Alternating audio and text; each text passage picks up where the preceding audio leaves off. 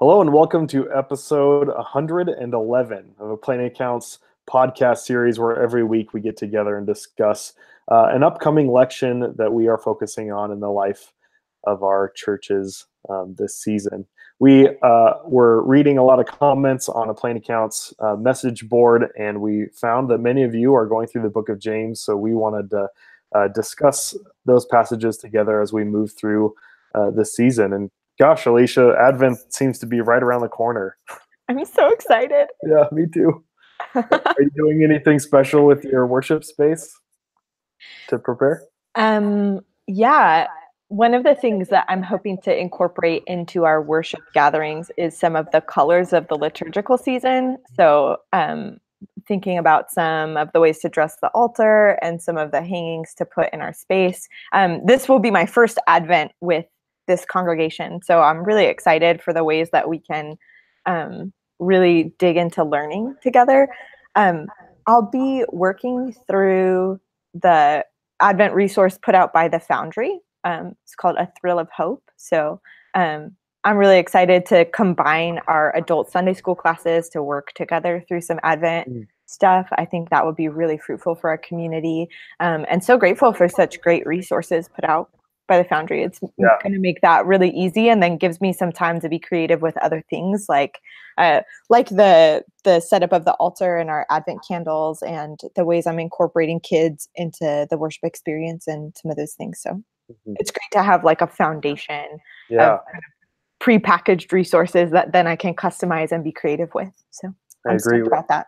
We're looking into using that same content as well to combine our Sunday schools and move through that as a season and worshiping in the round for those 4 Sundays of Advent. So hoping that will be conducive. We did that Christmas Eve service last year, and it seemed to be something that the congregation really meshed well with. So who knows what that might bring about in the future, but we're hopeful. So sweet. But until Advent, we're talking about our human relationship with other humans. And it seems to be a main focus in both the gospel lection and James and beyond in this lectionary common time. So I was really deeply impacted by this passage and our last week's conversation, and I'm looking forward to this one today. Yeah, me too. It's exciting to be able to turn our focus and attention to community, to our church bodies, to the ways that we interact with each other. It's always encouraging to be reminded that God cares about us and about our human relationships. And it's a great way to really preach some practical things in our church contexts. I agree.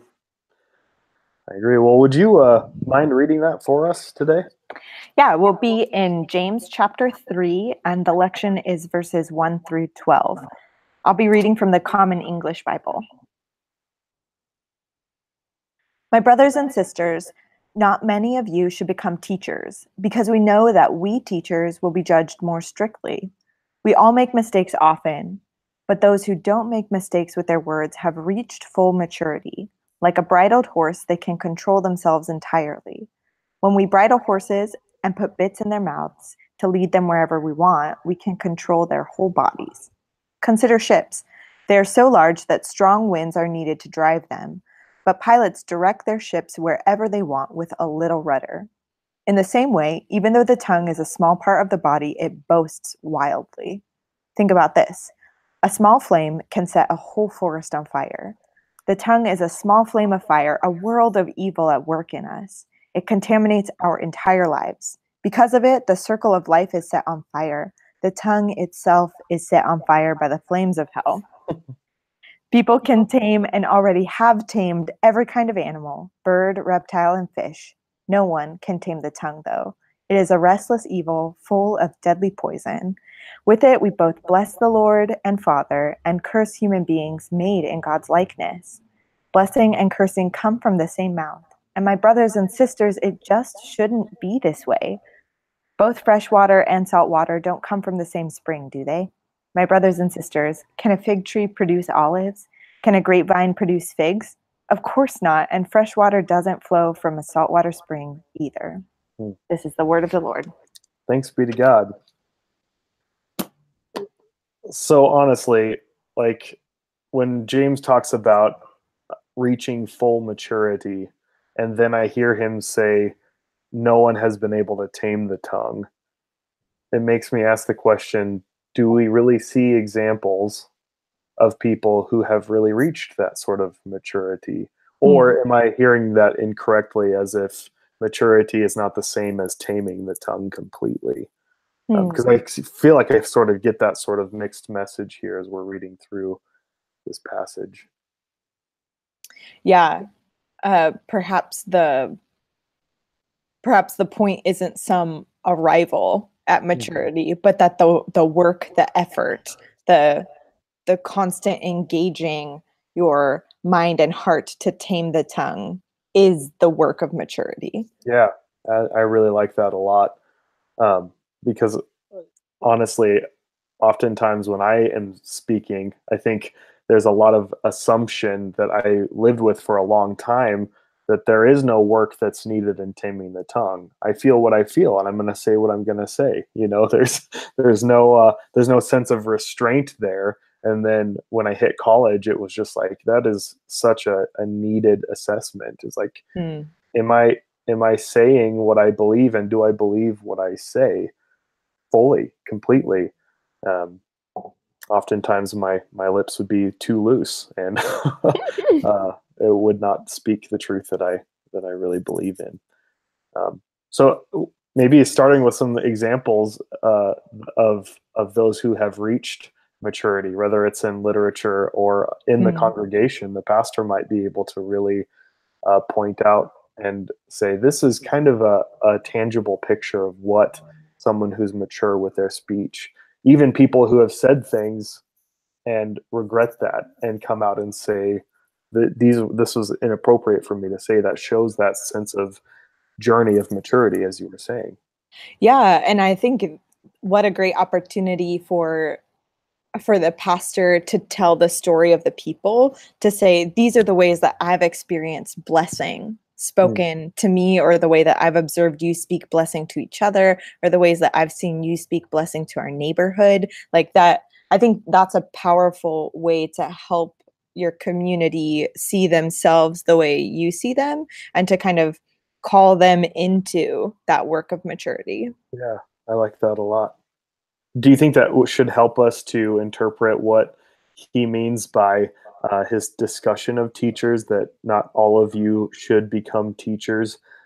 I was reading in the Greek, and it seemed like it could possibly be interpreted as well that everyone among you shouldn't be teachers or shouldn't become teachers, as if you shouldn't have a room full of those who presume themselves to be in that role of teaching.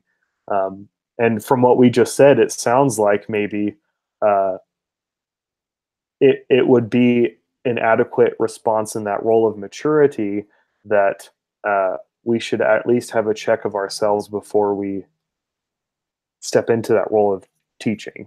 Because there seems to be an element of that in discipleship inherently. Yeah, certainly the role of teacher, as James talks about it here in this passage, as well as like the way that we understand what a teacher Mhm. does and who a teacher is, requires a significant amount of maturity, of deeply formed Christian character.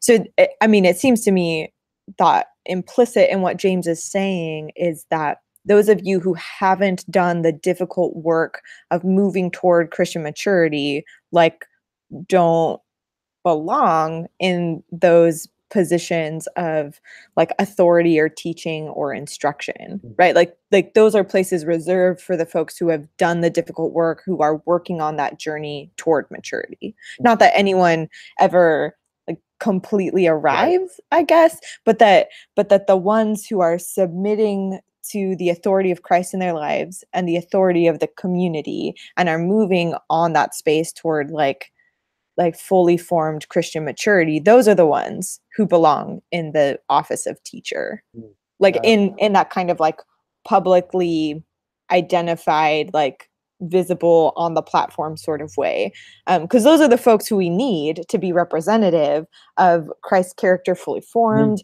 of folks working out their faith in fear and trembling, of folks who are working to mind what they say, so they're representatives of blessing, of love and peace and light and justice. Like all of those things demand a fully formed, like mature Christian character.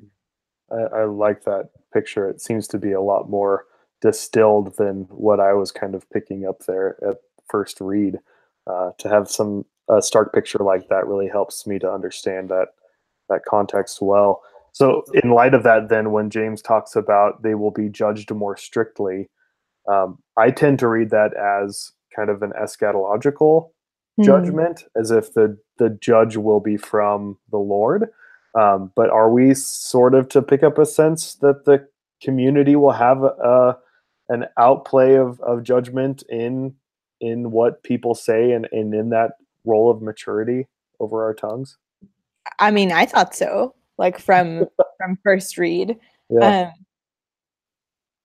Um, yeah, and maybe not just the community, but the outsiders as well. Like those who are looking in on the Christian community from the outside will judge the teachers more strictly Mhm. than the learners, I Yeah. suppose, right? Than the novices, right? Like those of you who are held up as teachers ought to be the ones who exemplify like deeply formed Christian character, who follow the Christ that we see in scripture. Like those are the things that I think people are looking to see. Um, yeah, I just think in the same way that like as you I just was paying attention to the US Open with Serena Williams Hmm. and uh, anyway, all of that stuff going on. And I just feel like when you get to a certain level, the expectations are higher, right? The rules are stricter. That the um the kind of game play that Venus and Serena Williams are held to isn't the same as like the community tennis court down the road. You know what I'm Hmm. saying? Hmm. Like that there's a strictness of expectation and yeah, No. being judged more strictly, held to a higher standard when you're capable of more. Right. Wow, that's beautiful because it speaks to the role of leadership that we Mhm. see in Christ, and what we see reflected in Christ has been reflected in God from the beginning. This role of servant-like leadership, even the Hebrew arc in Genesis, when God breathes life into humanity, is God divinely on God's knees, breathing life as the role of the servant, and then would lead humanity in that same way, calling them to be a light to the world, calling them to Mhm. serve the least among them. And we see that fully revealed in Christ. And so the role of teacher is not one that says you're going to be on this high platform, able to rule and lead over others in any way you see fit, but it's one that inherently calls for humble servanthood leadership. Yep. Um, yeah, at least that's what I feel like could be drawn from this passage. Yeah, I think then also the flip side is a a caution to teachers, right? Like those of us who are in positions of leadership that we adopt that posture of Christian maturity, of servanthood and of grace to our people. I mean, I think that at least I won't speak for anybody else, but at least for me, I can be really frustrated when I feel like folks that I'm leading or teaching aren't at a certain level, Mhm. and I need to learn to be really gracious with folks who are still figuring it out, right? Like I can't hold them to the same standard that I would hold a peer to, like Right, in that space of leadership and teaching, right. right? Like I need to create a space of flexibility and freedom and safety for folks to learn and to work out this Christian Mhm. character. Mhm. Um, That's so yeah. good. So I think that we read this passage as a caution to ourselves, and kind of to our people, Mhm. and to create space in them as well, right? Right. That I don't want my people to hear this as a like you don't belong as a teacher, Mhm. but that we are all on this journey toward Christian maturity together, Exactly. right? And there's grace along the way. Mm-hmm. Well, and I think it frames well the goal of communication itself. I think in the information age, we can sort of view even services on Sunday or our communication with each other as relaying information. Like, as long as you get this information inside you somehow, that you're going to have this great result. But teaching is so different. It's the rising and fall of failing and failing over and over again until we have this habit formed within us that we start to perceive ourselves and this goal in a new and mature way. But it takes that sort of discipline, that cautioning and walking alongside each other to really see the outcome of authentic, healthy communication. Because no one starts out, we might connect well on certain areas of interest, but no one starts out well truly speaking to the heart of one another. It takes practice and work, which is why I think services are just so wonderful, because we get together and practice prayer together and practice singing and giving ourselves humbly, hopefully, to this work of communicating well. And I think that moves us well, if I'm not mistaken, to what James talks about with these metaphors of the rudder and the fire, that how we use our tongues, or if we want to even say broader, communication, directly impacts the result of our common life together. Yeah, definitely. I think, especially as it's sandwiched right along with this admonition about teaching and leadership, like it's a gut punch, to be honest. Yeah, Like it's like stops me in my tracks to say, like, how am I using my words, right? As a professional communicator, both like as a preacher and a pastor and a writer, and a teacher in various kinds of ways. How am I using my words? And it, I think it ought to stop us in our tracks as we think about how am I listening first? How am I working to communicate, to reach somebody's heart?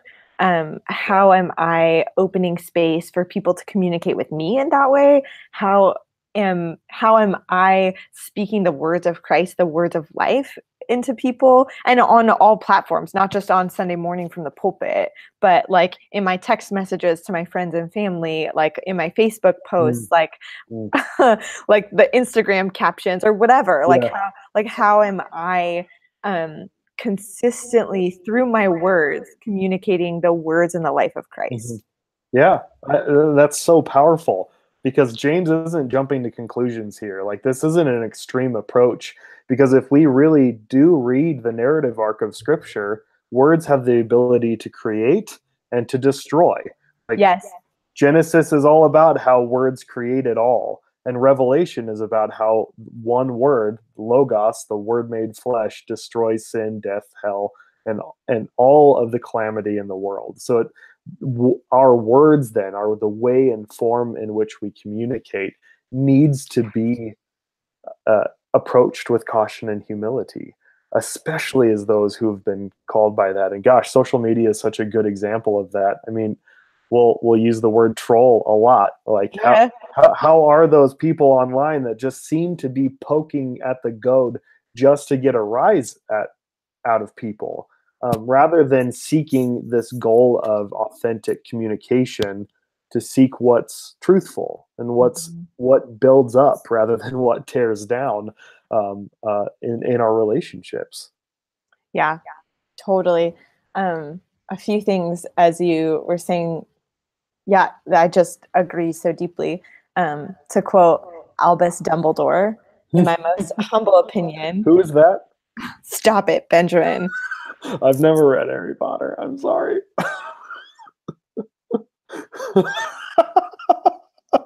Oh, we're still going to be co-hosts, right? After this? I hope so. I'll have to think about it.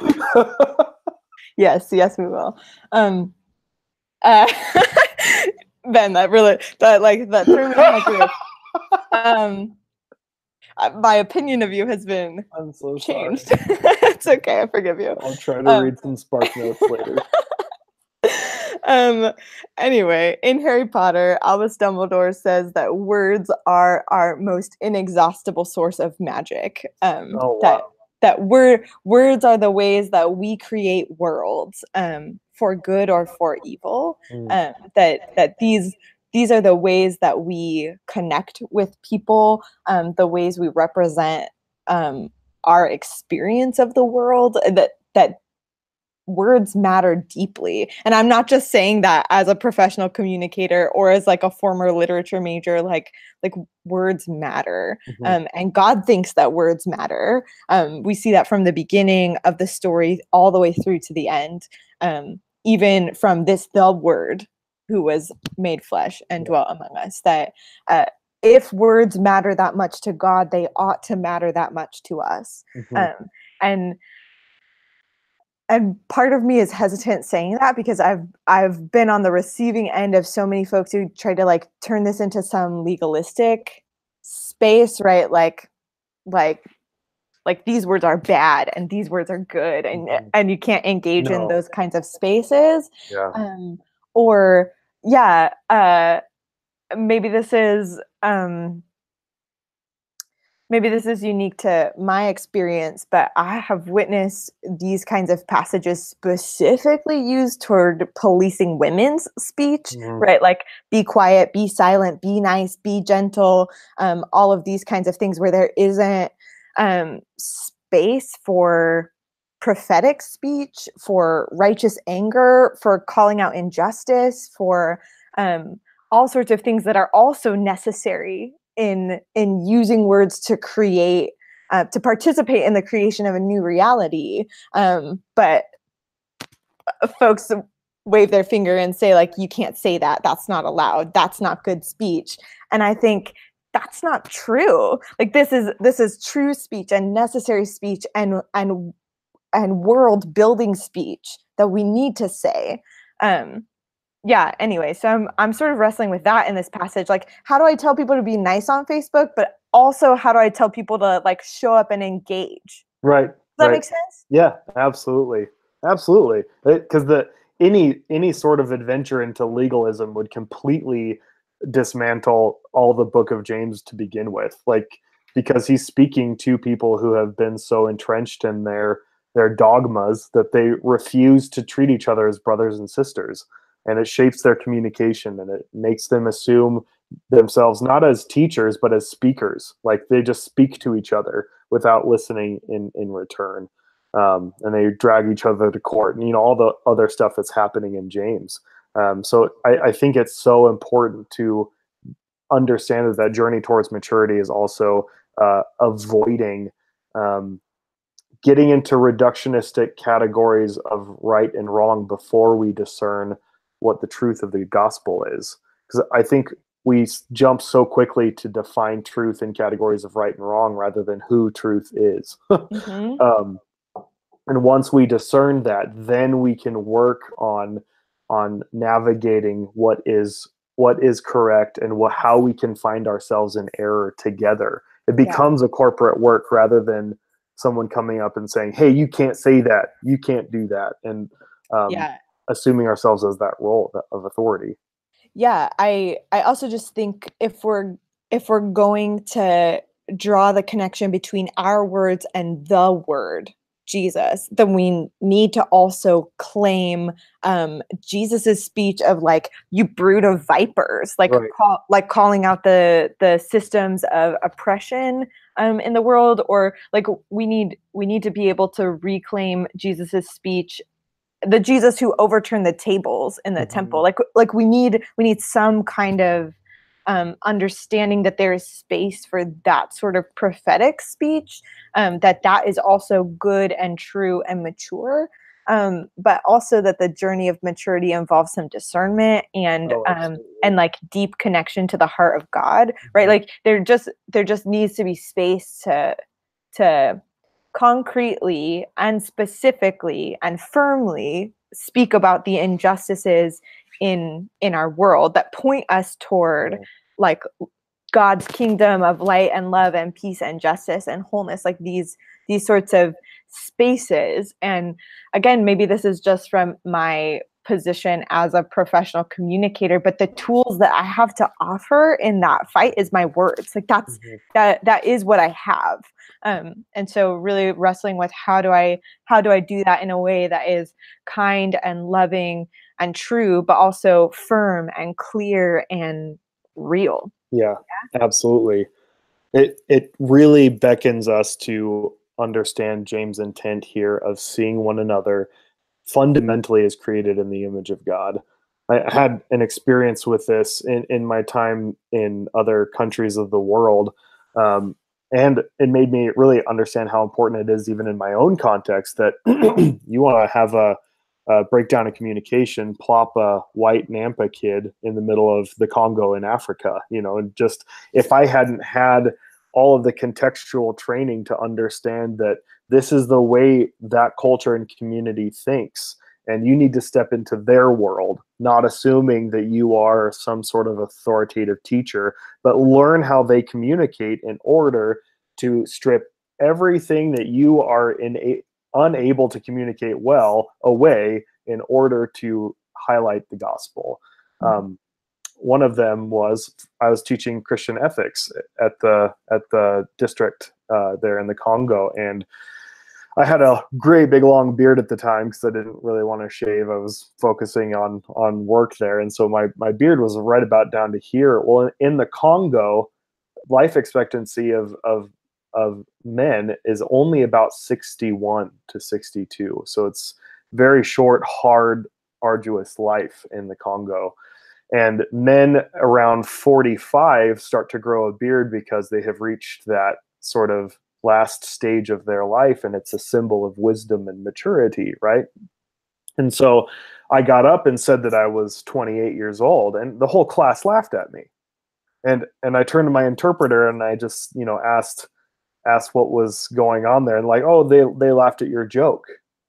And I literally could not communicate that I wasn't kidding. Like, this is the year I was born. I wrote that up and they just all kept laughing because it was such an ingrained part of their culture that there was no breaking through that barrier.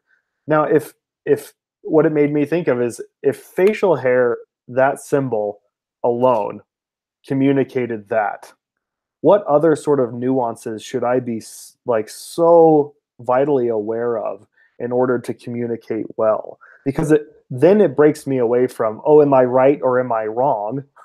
And are they right or are they wrong? It's not an us and them, but it's to find out where we both come from in order to meet at a truthful dialogue in the center. And being willing to, one of my phrases that I love so much is not my phrases that I've heard. I'm dumb, okay? Not it's not one of my phrases, but it's what do we want more than being right? Are we talking to find out what is true, or are we talking in order to be proven correct in our own way? And I think that posture switch is so vital in how we communicate with one another and try to keep Christ at the center. Yeah, I think then the other component of that, not just are we talking to be right, or are we talking to find out what is true? The other thing that comes to my mind when I think about kind of taming the tongue is, am I just talking about things or am I actually doing things? I think that connects us back to the greater picture that James is painting, that your faith can't be all talk, right? I think sometimes I convince myself I'm doing something about stuff when really all I'm doing is talking about it. And that, again, I think I've made it clear that I really care about words and that I think that they're important and valuable, but sometimes talk is only talk, right? So tame your tongue unless you're willing to do something about it, or make sure that like what you're doing matches what you say. Because as we learn with Christ, words are not disembodied. Exactly. Once we make them disembodied, they become things that sink ships and set forests on fire. Yes, which is why like we need to be super careful about the mediated communication stuff, right? Like, because those are all disembodied words. Like you put words out in to the interwebs, wherever that is, Mhm. right? And they're not like embodied real spaces where it's easy to just look at words on a screen and project your own opinions, your own ideas, to read tone into it, rather than saying there is a person who is Mhm. communicating these things to me. So Yeah. to yeah I don't know by heart, obviously, the like new manual statement about kind of like watching what you say Mhm. on the interwebs, but Yeah. I'm grateful that our community as a whole is thinking about like why words matter and where words matter, and that Mhm. those like online platforms are important spaces to be also taming our tongue. Mhm. Yeah, I was grateful for that as well. That's really well said, Alicia. I appreciate that that perspective. Um, I, could we then go as far as to say that's why James talks about the tongue being a well of poison? Like, Mm. it's it's not to say that the human tongue is inherently evil, but just as volatile and vitriol as poison can be if it's not managed or taken care of. We have both the ability to praise the Lord, maybe by our lips, spoken words, and then curse God by the way we live it out, and vice versa. You know, Mhm. we can do those things from the same spring, and it's a contradiction to how we were made. So our Mhm. tongues then must not produce the poison that it is capable of, but produce the life-giving work that we were created to have, the purpose we were created to mirror in this world. Would you say that that's kind of a accurate reading of his, because it feels really harsh, like the Yeah. tongue is there to set things on fire and is full of poison. I'm like, I don't want to. No wonder people take a vow of silence. They probably read that and they're like, nope, never speaking again. Uh, yeah, maybe to quote Jane Austen this time, Mm. be careful, that savors strongly of bitterness. I just read that from James and I was like, somebody said some not very nice things to you. Yes, no kidding. Yeah, um, yeah. yeah, it does sound really harsh, but I do like the way that we've landed on this, like we have the ability to both bless God and curse God at the same time. And mostly I've heard people talk about that as like you saying two different things, right? And sort Mhm. of being like double-minded in what you're saying. But I think that James would contextualize that like you say one thing and do another, right? Or you do one thing and say another, right? That those things like end up contradicting or preventing us from moving in this journey toward Christian maturity. Mhm. Mhm. Like when our words and our actions don't match each other, there's no way we can walk that road toward maturity. Right. Well, do you have any, as a literary genius as you are, do you have any, Not a genius. do you have any maybe homiletical handles of how uh, preachers might be able to use some tangible examples of words that both bless and create and words that destroy and curse? Oh goodness. I mean, I think the work of the pastor in this space is really to like tell the story of their own community. So I'm not sure I could like provide any prescriptive like ways to do that. But I think what a powerful moment to communicate to your people that you're listening to them and that you're seeing them and that you have noticed the best in them. So point out the ways you have seen people speak kindness. Point out the ways that you have seen people demonstrate these words of blessing to each other. I don't know uh, if any of you regularly use like a benediction or a blessing at the end of your service, but I think to talk about why we do that, like why we say a blessing, Mhm. or why we incorporate that into our gatherings together could be a helpful like teaching moment to kind of speak theologically into the practices that we have.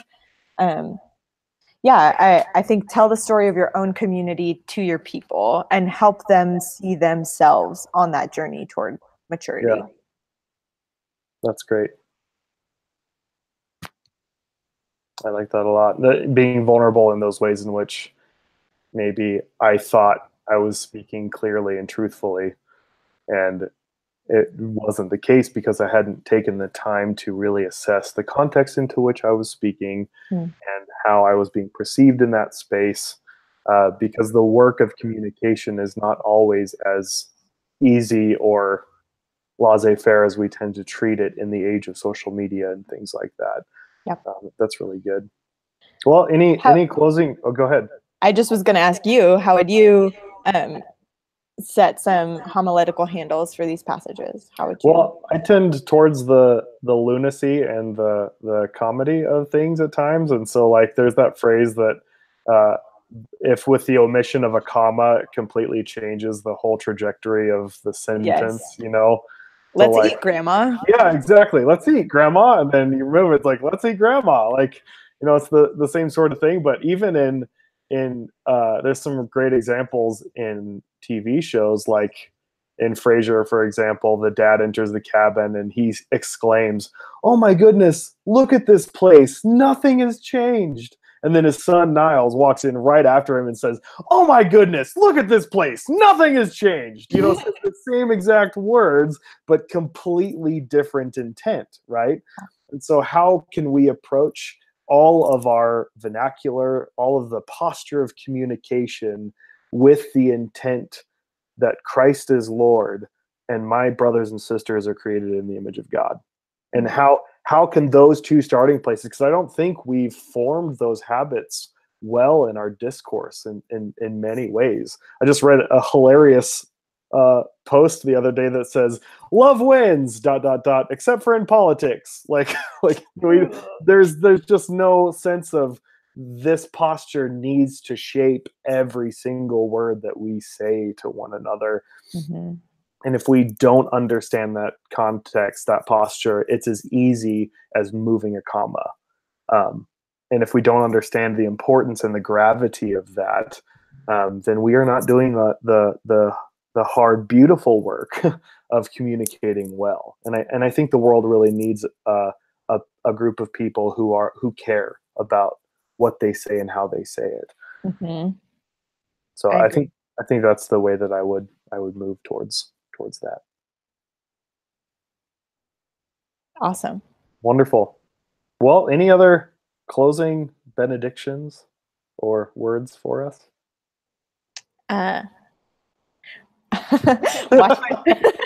Wow, so much pressure after we've been talking about words. You're a teacher after all. I mean, come on. Stop it.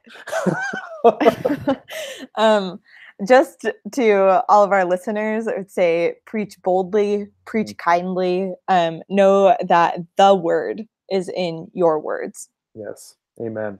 We really encourage this discourse on the discussion boards for the Revised Common Lectionary discussion board under a plain account. We love to hear your feedback. We really want this podcast to be a reflection of your needs throughout the season. So be open, be honest with how you're not only perceiving the podcast, how it's being helpful, but where you also would like to see it go, so that we can have a collaborative effort here. And have an ongoing conversation. Read the commentaries on aplainaccount.org. We have some incredible commentators every week they're giving of their time and effort to sustain and resource our preachers. So check those out. Give us feedback. And thanks a lot for your support and listening already. Gosh, 111 episodes and almost 3 years of moving along now as a plain account. So it's an honor to be a part of this work. Definitely. Awesome. Well, Alicia, you have a great week. And to those who are listening, thanks so much. And we will see you next week. Yeah. Thanks, Ben. Preach on.